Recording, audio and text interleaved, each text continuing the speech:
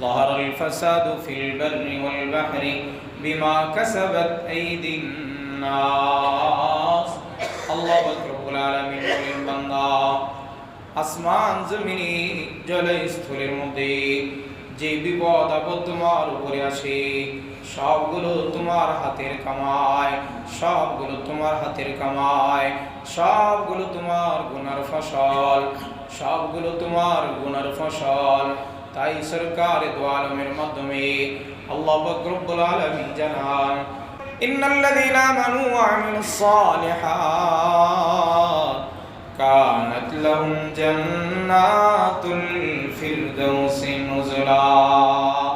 আল্লাহ বলেন ঈমান আনার পরে যদি আমলে সালেহ করো, তোমার গুনাহ থেকে যদি নিজেকে মুক্ত করতে পারো, তারপরে নেক আমলে নিজেকে সর্বদাই লাগায় রাখতে পারো, শুনে রাখো আমি তোমার জন্য জান্নাতুল ফিরদাউসের মেহমানদারি প্রস্তুত করে রেখেছি।